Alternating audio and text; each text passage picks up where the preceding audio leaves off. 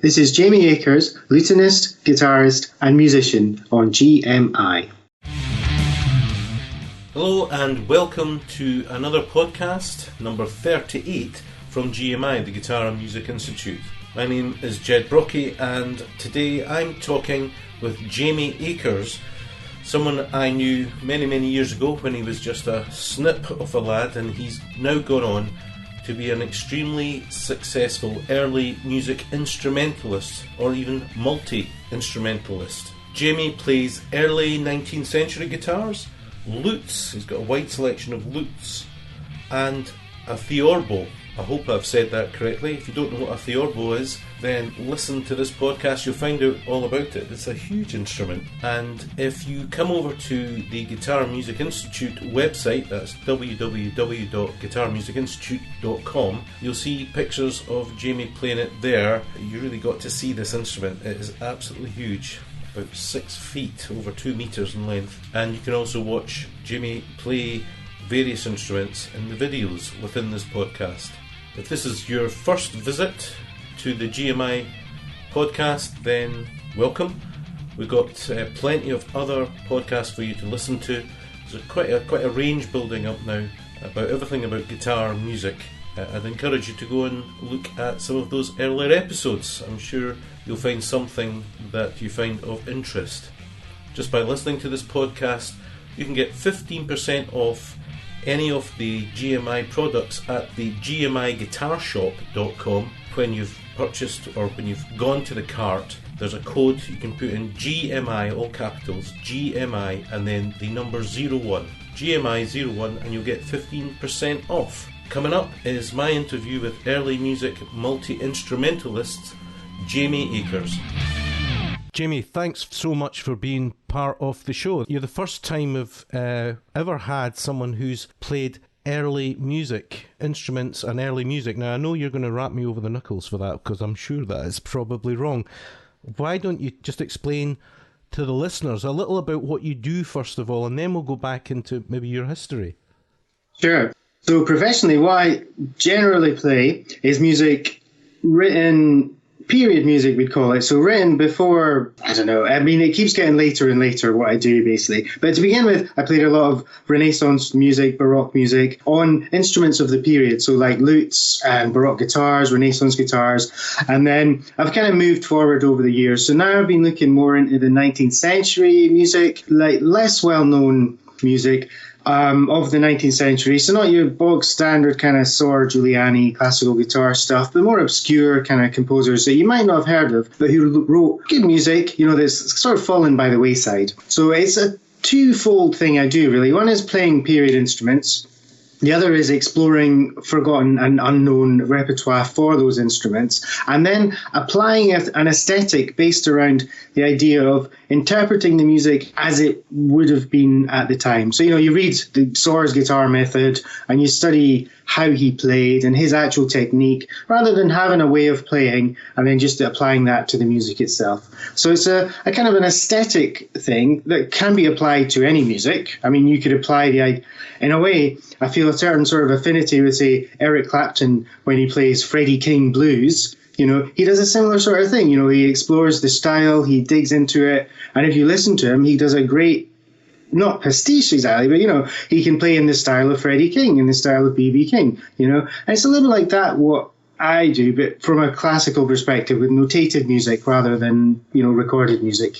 Now, the instruments themselves, I was looking at some of the instruments you play. Perhaps you'd like to describe some. Some of them look massive, and just from a completely practical point of view, it must be a nightmare getting in and out of taxis with that lot, or maybe playing abroad.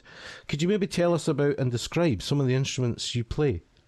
Sure. So the one you're probably most likely referring to, I think, is the Theorbo, exactly. Which is kind of, it's an evolution of the lute. So it's one of the lute family. But what happened was, at a certain point in history, they added an extra set of strings. So it's like a two-headed creature, two-headed beast, and it's got one set of strings like a lute or guitar that you play normally, and then a longer set of strings which is tuned to a scale like a harp. It's like a harp stuck to a lute, right? So what is the tuning of that instrument?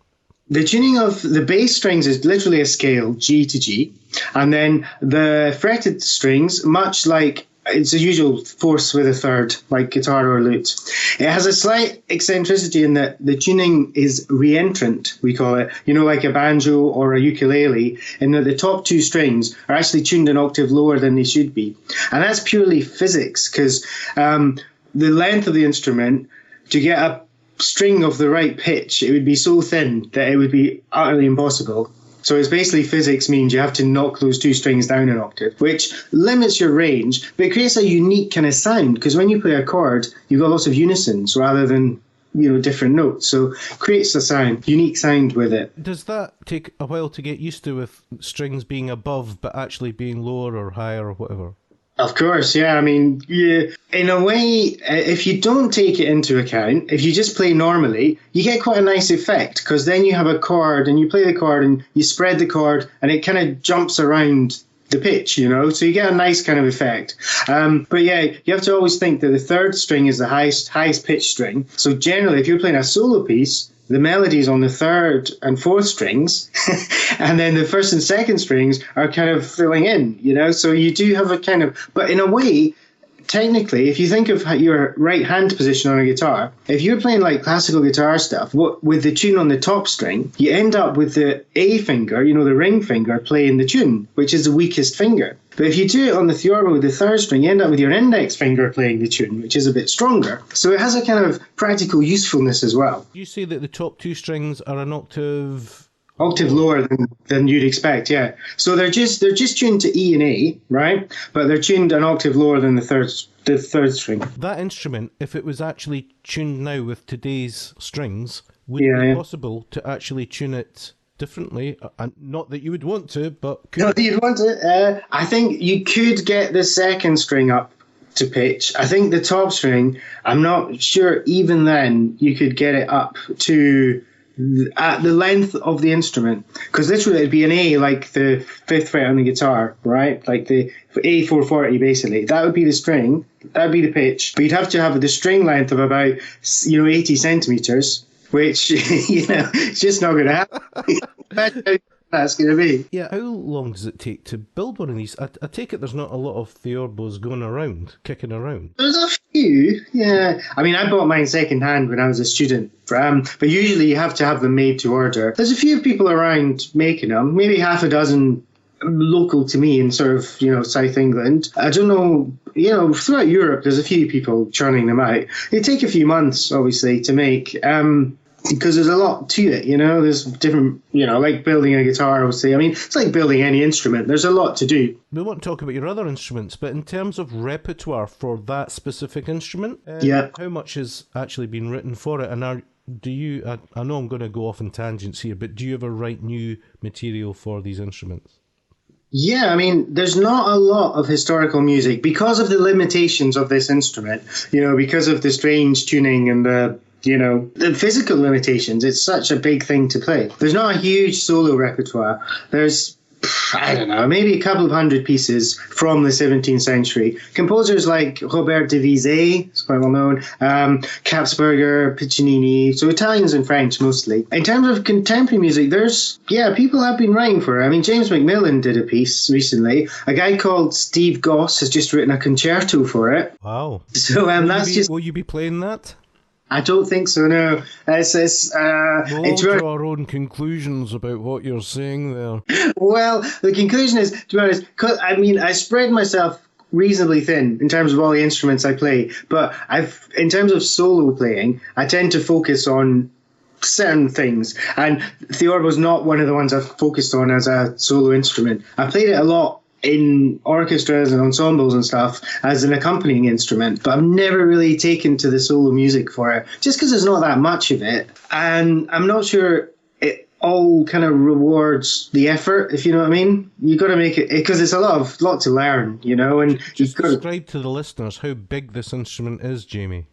Well, it's taller. I'm 5'10", and it dwarfs me. It's about 5 inches taller than me. In its case, it's just what was it? About 198 centimeters is the case, so nearly 2 meters tall. So yeah, it's pretty long. I mean, it's not bulky. It's just long, and the longest strings you don't actually fret. So it's not like I'm having to stretch my arm a mile, It's, you only fret, the fretted strings have another head, which is shorter. So you play them, so they're not that long. They're sort of between 87 centimeters and a meter in terms of, the scale length of the shorter strings. So it's pretty fiendish to logistically. And how thick are the strings? Are you going in asking for 9s? If only. If only you could get a set of strings that easily. The strings aren't that high tension, to be honest, because if you think of the instrument, the pitch of it is almost as low. It goes almost as low as a double bass, right? The lowest pitch string on the Theorbo is a G, which is a third above the low E of the bass, right? But the body size of it comparatively is tiny. So the body of it is not that much bigger than your standard lute. So in terms of the tension it can take is much less than, the actual physical construction of it is it can't take, and there's 14 strings. So if you imagine all the sort of physics you have to do to work out the tensions, the strings are quite low tension. So they're not kind of massively thick, they're kind of, I can't think of the thickest one, the lowest one, you're looking at a couple of millimeters thick, but it's not like a double bass where it's, really huge. And how would you describe the sound of the instrument? Good question. Well, it's like I say, it's a bit like a cross between a harp and a lute. So you get that sonority of the harp with the strings blending into each other, but then you've got the slightly, how do I describe it? That sort of nasal quality that the lute has, that slightly, it's a very evocative sound. So that's basically, to me, how it sounds. Well, maybe that would be a good way to segue into your other instruments. Do you want to tell? Sure. And any peculiar instruments you have other than that one, which is not peculiar, but you know what I mean. Yeah, I know what you mean.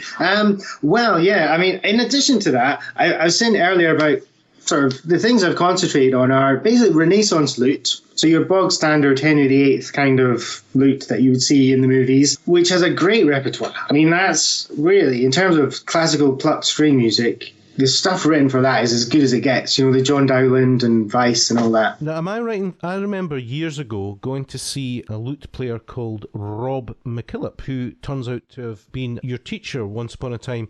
Yeah. He was playing in Corstorphine at the Dower House.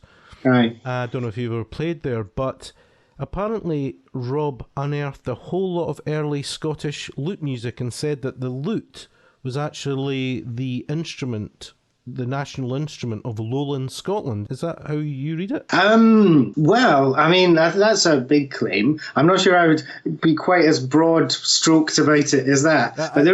You've got to take my memory into account here. This is 25 years ago. Indeed. I think, I remember Rob saying these things, and I think he made a lot of bold statements, which is a very good thing to do if you want.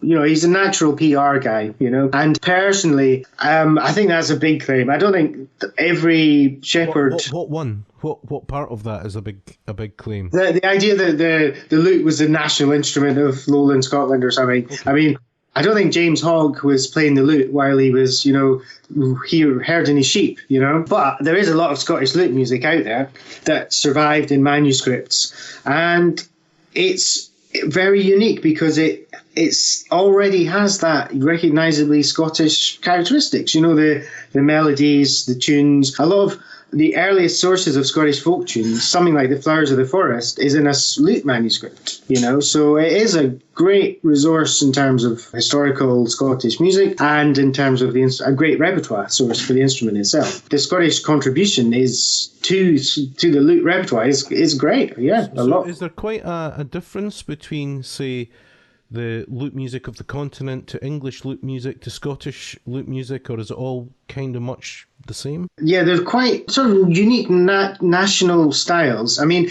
they bleed into each other. It's not like very as clear cut as all that. There are specific characteristics of different styles. So, like you're saying, the Scottish style, you've got those nice kind of pentatonic melodies, usually quite simply harmonised. The English stuff tends to be very dense, contrapuntal kind of writing and very dark and melancholic. And then the Spanish, again, you've got Spanish music, which you sort of recognisably already has some of the recognizable features of what you think of as Spanish music today. And then the French sort of style of lute music, again, is a different way of approaching playing the instrument. It's very idiomatic to the lute. You use more nasally. More nasal, yeah. Who knows? Why do you think that is, Jamie? Why? What does that reflect? These maybe slight but definable differences. What's going on there historically? Do you think? Yeah, what's going on historically? Well, I think it's musicians reacting to what's going on around them, I guess. So if you're playing lute, if you're in Scotland playing the lute, you play on the lute what you hear, and Scotland being a kind of slightly out of the way place in those days, not that well connected to everywhere else. It wasn't, and England as well. I mean, in a way, because we've got this island, a bit like, you've got marsupials in Australia. You've got this unique kind of evolution. And it's a bit like that, I think. You've got this unique kind of evolution where you're not so connected to the prevailing trends. And then occasionally somebody comes over and says, hey, this is how we do it in France. And then everyone kind of scurries to copy that for a little while, but then goes back to doing it their own way. So I think people travelled less widely in those days. But they did travel, but not as much. So if you wanted to go to France to hear the latest musical trends, you're just talking a good 3-month journey, and no guarantee you'll get there alive. So exactly, this is a problem. Like Brexit, yeah. So, everything is a bit more compartmentalized. So within a certain extent, so people developed these unique sound worlds, unique styles, ways of playing, which then they record. And also a lot of, if you think, what we know of all that is just what people wrote down. We've no sound recordings, we have no idea what music sounded like in those days. Okay, I just wanted to pick up on something. Alan was moaning at students, don't you look at that tab now, don't you look at that tab. Yeah. But am I right in thinking that the earliest lute manuscripts are all in tab?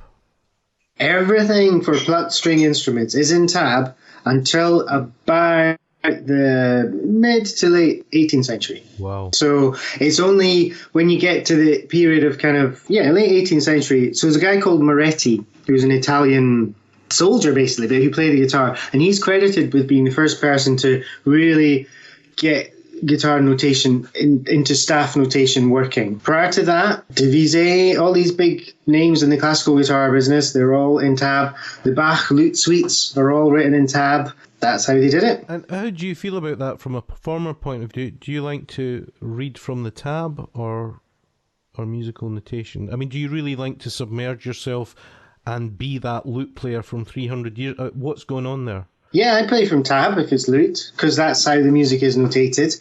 And the thing is, once you get, in a way, tabs obviously has its advantages. Now, the disadvantages are, obviously, it's not very good with rhythm. It just tells you when to play the next note. That's kind of the disadvantage. But in terms of actually learning a piece, you learn it a lot faster. It has definite advantages. So I play all my lute repertoire is done from tab. In terms of being very historical about it, obviously you can't really know. You can't go back in time, and I don't want to be sitting in tights and a codpiece dying of syphilis playing the lute. I thought you were. Yeah. Moving swiftly on. Yeah, so personally, I don't know how, because you can never really know how it sounded. So I just try to make it as accessible to somebody listening now, as you can be, because I think we have no idea. Really, we don't. So I think it's as much a modern invention as anything else. We can just hopefully bring out something in the music that communicates to a modern audience, and not in a kind of hey nonny kind of jokey historical way, but in a way that says actually people in those days wrote good music, and let's appreciate their emotional depths that they had, and it's in the music. And I think that brings you closer. If you listen to the continuity, of Scottish music, for example, from the 16th century to now, you can connect in a way with what came before, but not in a silly way. So we're talking about lutes, Jamie. How many do you actually have? I've got about 6 lutes. Why do you need so many then? Well, because they're all slightly different. The lute never stopped evolving throughout its history, and I don't have as many as there might be, and I know people who've got dozens, literally, because it kept changing. And as we were saying about different parts of the world having slightly different styles of lute building and so forth, so the different lutes I have different numbers of strings, basically. So the earliest one has only got 6 pairs of strings, right? So it's basically just like a guitar, like a 12-string guitar or something. And then they keep adding strings to it. So I've got a 6, a 7, an 8, and a 10 coarse lutes. So that means they just keep adding more bass strings, to be honest. The basic 6 fret strings stay the same. They just add more bass notes because I think they want to add more sonority and greater depth to the instrument. So that's what they do. I suppose we've got to remember, I know this is maybe stating the bleedingly obvious, but musical back then would be a lot quieter in a small setting than it is now, wouldn't it? So I suppose those extra strings might give it more depth.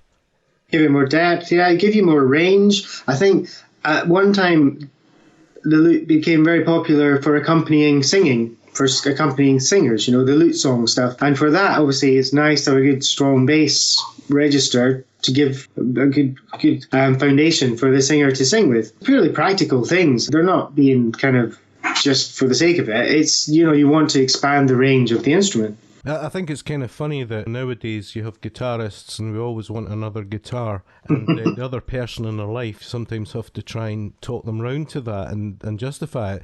And yet if we go back a couple of hundred or more years, exactly the same thing was happening probably. Absolutely, yeah. Yeah, but darling, you don't understand. This is a really special lute. Indeed, yeah. You have the latest thing, So is lute music the vast majority of what you're playing just now, Jimmy?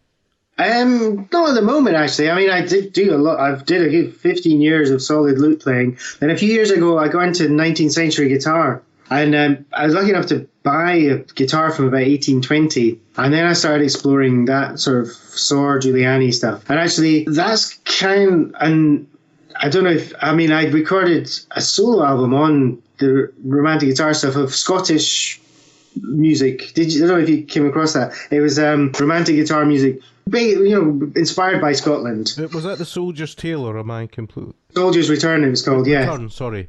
That's very interesting.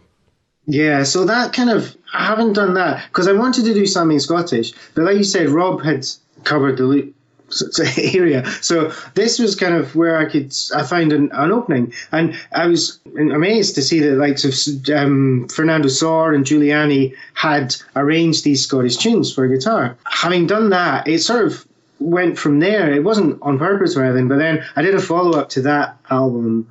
And obviously, once you've done one, and it was quite successful, I got a lot of reviews in that. But having done that, then you have to kind of keep doing that. So the next one I did was like women composers of 19th century guitar music. And so I've kind of that's what I've been doing a lot of for the last couple of years, really. Take it there's a lot of research is going into each of these releases. A lot is sort of making me sound a bit more academic than I am. I mean, my research is purely practical. I don't claim to be doing original research. Other people have done this research, but they've obviously not been in a position to perform it, or they've not had the opportunity to get it out there the way I've had that chance, So I'm not claiming I've found all this stuff from nowhere. It's all kicking about, and obviously the internet is a huge resource. So much of this music you can just literally, it's all that. It's this amazing. The Swedish National Library has the biggest sort of 19th century guitar set up you can imagine, and you can just literally find anything on there. So I'm not.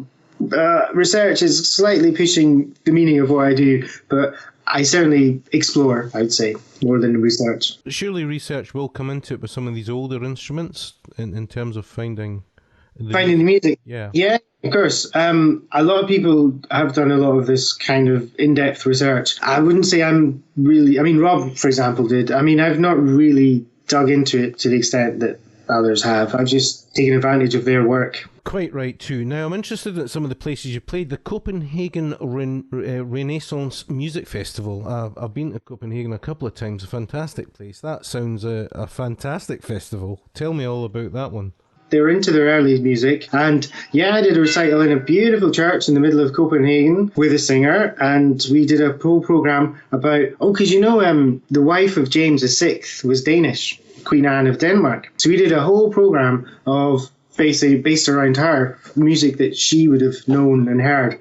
And it was a lovely festival. The problem I find is, you do a gig somewhere, as you know, and you fly there, you rehearse, you do the gig, you go to sleep, you fly back. You don't do much in the way of sightseeing. But actually, I did spend the weekend in Copenhagen, and it was lovely. Yeah, I did a gig in Rome once, and I was literally flown in, went to the gig, did the gig, went to sleep, and then taken right out of Rome again. That was it. People always ask, have you been to such and such a place? And you're like, yeah, but you've been, that's it, Now, looking at what you've done, you've done a lot of accompanying of leading singers. Yeah. Does that go with the territory, really, Jamie, with these instruments? Is it difficult to get an audience for the instruments in and of themselves? I find a little bit, yes. If you can latch onto a big name singer, then they sell the tickets and you get a chance to play and you can do a few solo pieces in the concert. I guess plucked strings have always had this kind of come in waves of popularity, and I think historically we talk about the golden age of the guitar in the early 19th century when it was very popular. And then there's another kind of golden age, I think, in like the 70s and 80s, where you had like Bream and Williams, and they were always on telly, and you had a sort of, and that's kind of not happening anymore. So just looking at the orchestras you've played with, you've done a lot of work. English National Orchestra, Welsh National Opera. Yeah. You've worked with Scottish and Irish and English chamber orchestras and Northern Symphonia and many, many more. How do you find all that? Is it quite nerve-wracking or what? How does that go? Yeah, I mean, I find to me the most nerve-wracking thing is always like the first rehearsal, because in a way that then you feel under pressure because everyone's like not judging you, you know what I mean? But well, they are, yeah.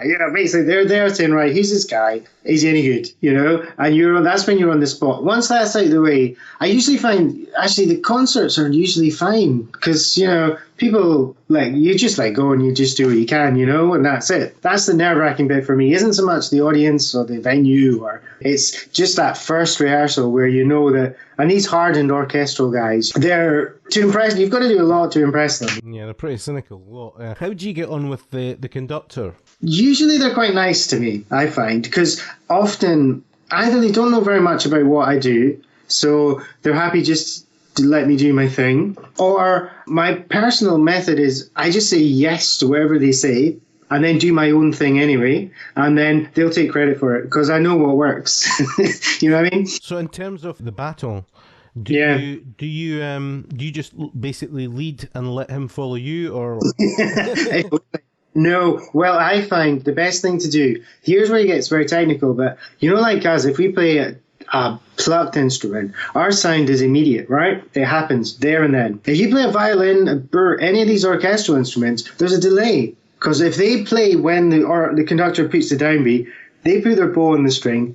It takes a millisecond for the sound to come out. So what happens is if you play with the conductor, you'll sound ahead of everyone else. So you can't actually go with the conductor. You have to follow the violin bows. That's my tip. Now I want to move on to some other exciting areas that you've worked in, which is film soundtracks. And I would have thought with so much period stuff coming out that you would are you in increasing demand for these productions? I've done bits and pieces. I wouldn't say I've done a lot. I've done a few films. It seems to come in waves. You'll do 2 or 3 and then nothing for 5 years and then do a couple. Yeah, I've done a few. Usually it's a bit like with the orchestras, I find. It's just like either you turn up and they haven't got a clue and they just say, we've got this scene, what kind of thing might you play? And you end up writing it for them, which has happened. Or you turn up and they've really micro-composed it and it's impossible. They've written a piano part and you just can't play it. So it's have you got? I mean, if I tell you about my first ever film music experience, it's a total like. Let's hear it. It was right. Get this. You have to have the whole setup, right? It was in Abbey Road 3, right? You know where Dark Side of the Moon was recorded and everything. Right. So get the call to go and do this film, Abbey Road 3, whatever. Big Hollywood blockbuster, Paramount Studios. You know the whole. Ridley Scott was the director. What was the film?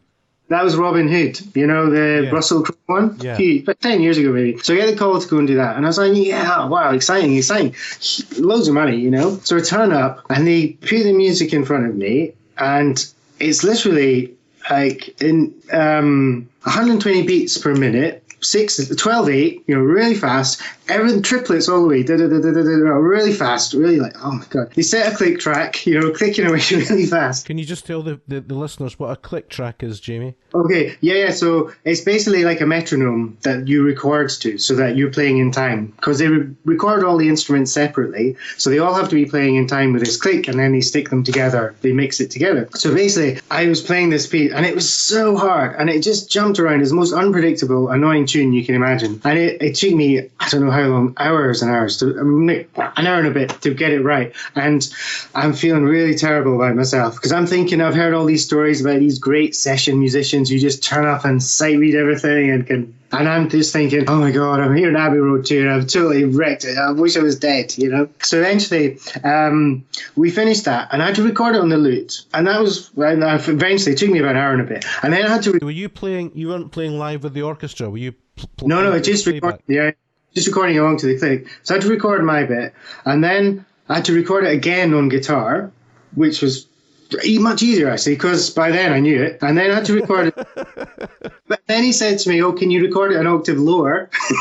So I was like, all right, transpose it down an octave. Then eventually, anyway, after my 3-hour session was up and I was hating myself and wanting to die, the composer guy comes up to me, this New York guy, and he says to me, oh, thanks very much for doing that, man.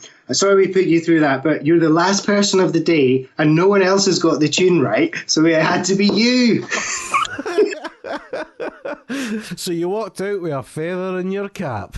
Indeed, because he'd had all these other instrumentalists, like violinists, everything, coming in to record this tune, and he said no one else had managed it, so you're the only person. So let's get the lowdown. Was the tune any good, or was it just a lot of nonsense? No, I mean it was supposed to be kind of. Was that a chase scene? Yeah, I don't know what. I mean, it was just, I think it was probably some kind of Robin Hood being chased by the Sheriff of Nottingham kind of. But it's just, he said he wanted to write something completely random. We actually met in another life when you were very young and I was youngish. And we used to go up and down the road and I would annoy you all the way. And we would play at Glen Eagles Hotel, playing and being ignored. Rightly so. But you live in London now, and you've lived there for how long, Jamie? 21 years. So how is it that's the epicenter of the UK? So I take it there's a lot more opportunities, and of course you're closer to the continent. It just makes a lot more sense, doesn't it? Yeah, I mean, it wasn't a conscious decision. I mean, I came and studied here at the Royal College of Music. That was the first stage. And I had no big plans to stick around. But once you're here and once you study somewhere, you make contacts, and like you say, it's the epicenter of things. So I've been lucky. I've been able to, there's so many theatres, there's so many opera houses, there's orchestras. I can travel elsewhere in the UK or to Europe, but there's just so much here already that I'd love to move back to Scotland. But at the moment, I don't know what I'd do. I need to get a job, I think. I'd have to have something, or I'd just be travelling every week, and I don't think I'd enjoy that. So, yeah, it's tough. It's tough to make a career as a musician outside of a big city, and unless you're hugely famous, you can deliver what you like, But yeah, you're right. Would you suggest to any young people out there that they should always move to a big city, really? I wouldn't want to tell anyone how to live. It sort of worked out for me. I think if you're going to go down that path, then you're going to be hard-pressed not to spend at least some time living somewhere where there's a big scene. Things are always evolving, though, and changing, and with the internet. I wanted to come on to that because I've talked to quite a few guys, done a few interviews with guys who've got YouTube channels. Yeah. They're incredibly successful. The one thing that kind of comes through to me is that a lot of these guys are not actually players in the sense that you are. They're not out playing. They're actually almost chained to creating videos for the internet. Yeah. Having said that, do you have an YouTube channel? And if you don't, would you consider one? Because it's certainly different what you're doing. Yeah, no, I do have one. I've posted on it intermittently. I find it's quite a time-consuming process, and I do find it useful. And actually, nowadays, it's kind of expected that you have one. And I know people. Recently, I got booked to do some work, and they said, "Oh, can you show us some videos? Send us your YouTube." So and your website. I mean, all these things you can't really do without. So yeah, I definitely have one. I don't make any money off it. And I put things on it intermittently when I've got time or inclination. So yeah, I'm slightly too old to have grown up with it. So it's not something I kind of take for granted in a way. And now I think a lot of people as well, if you were in it at the beginning, 10, 12 years ago, I've got a colleague classical guitarist, who got in right at the beginning, and now his channel's huge because he was right there. And he posts stuff on it weekly maybe, and then he's able to exploit that. But now there's so much on there as well. I don't know how do you get noticed. That's the other thing. It's a very good question. Now you've got 3 albums out. I've got I've got 3 solo ones, or 3 solo ones. Thesaurus Harmonicus and Ladonna El Chitarra. Is that right? Yeah, Ladonna El Chitarra. Yes. I'm That's the one. Teaching a Spanish guy right now. I need him right here, right now. Have you got any plans for recordings coming up? Well, I'm doing the research, the exploration at the moment for to follow up to the lady guitarist one, which will be Eastern European, late 19th century Eastern European guitar music, which obviously nobody has recorded very much of. It was Ravel not going around souping up all that stuff. Who's that? Ravel. Yeah, I mean, guys like Glinka, the Russian composer, he was connected to all this. I mean, so there's quite a big scene that's not really... I think everything in the classical guitar business, everything got swept under by Segovia, and the guitar became very much a Spanish thing, symbol of Spain. But actually, throughout that period, late 19th, early 20th century, there's a huge guitar playing scene in Eastern Europe, building on what went before, Viennese style. And they built their own kind of guitars, and they had this own kind of unique really interesting style, of completely different. Doesn't sound like flamenco at all. It's sort of a whole other thing. I think that's my next mission really, is to dig out some of that and put together a program and record it. The instruments you play are really visually stunning. Mm-hmm. It just looks really cool. Do you feel this early music? How did you, before we started the interview, what was the phrase you used for it early? Historically informed performance practice. That's the one, yeah. Do you think it's becoming more popular? I think it's becoming more accepted. I don't know if it's...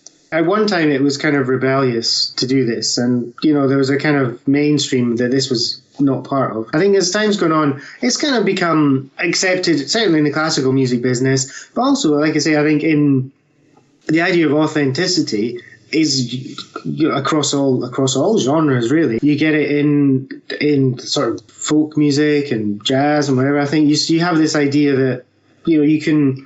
I've heard like Wynton Marsalis or something, recreating a certain style of jazz from the past, recreating it. So it's a sort of aesthetic that's across the board really, and is it popular? I think it's more accepted. It's more standard, and nowadays, in a way, you'd be hard-pressed to find an orchestra or something not doing it.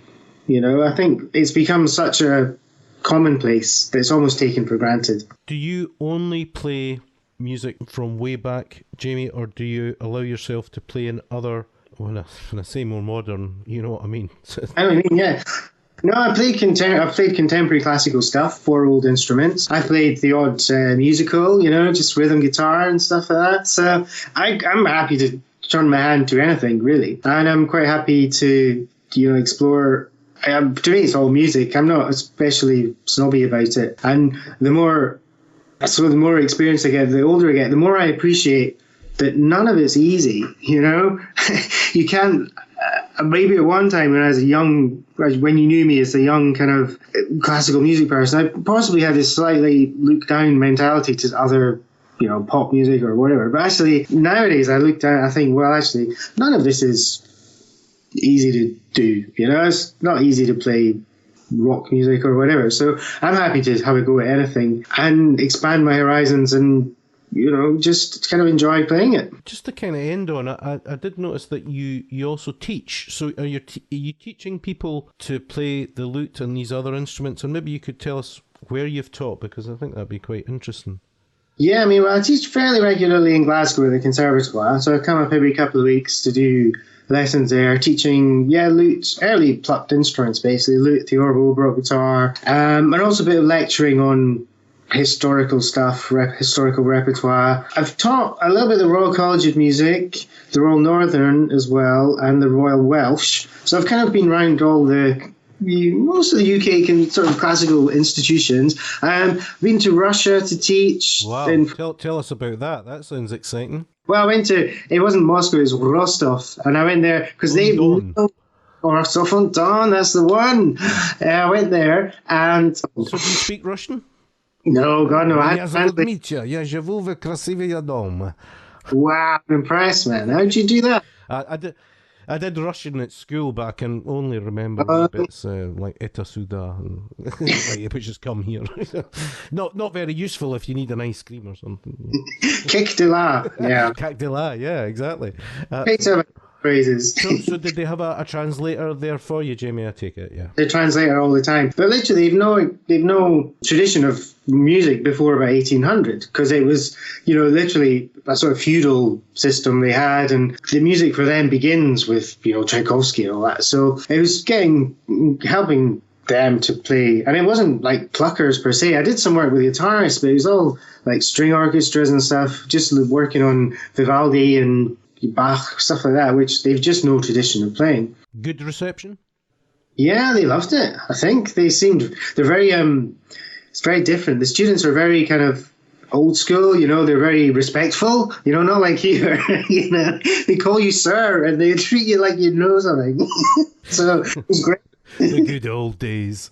Thank you very much for taking the time to speak with me today. It's been fantastic. I'm going to put lots of these pictures, if you don't mind, up and videos on the website and get it out there. If people were interested in getting into lute or early music for all of these instruments, do you have any advice on what they should be listening to ease them into it? Obviously, if you're really into the lute, then you go and you listen to the John Dowland, Weiss, the big names to get you going, So the English stuff. Obviously, if you're inclined, the Scottish kind of lute music is a little bit of an aside. It's not the core thing, but that's really attractive. And that's a good way to get started, because some of it's not so difficult to play, but it's attractive and nice music. So that's an avenue you can go down. So listening to Dowland is probably a great place to start.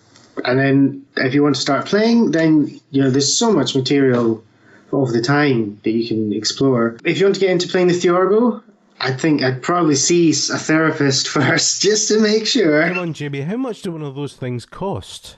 Well, I got mine quite cheaply, I have to say. But if you want one made, they're about 6,000 quid, maybe. Good grief. Well, what does the case cost? The case was 260 when I bought one. They might be maybe near 400 now, because that's about 10 years ago. If you think how much violin costs, how much cello costs, how much stringed instruments are expensive. One last question I've got for you. You see, when you're going abroad, how do you get the instruments over without having a complete paddy all the way on the flight? Do you get a steel box or something, a flight case? What do you do? For which? For the Theorbo? Yeah, have you ever played that out with the UK? I have. It gets worse and worse, basically. Years ago, I just used to take it on and it fits in a seat.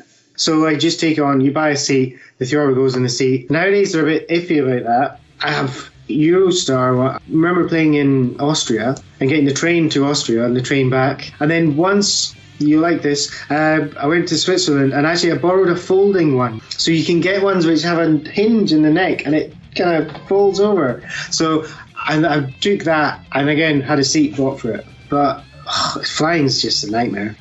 It's just frightening.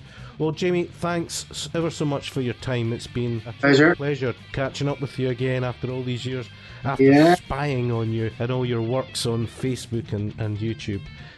So hopefully I'll see you in concert at some point. That would be great. Yeah, will do. Take care of yourself. Cheers.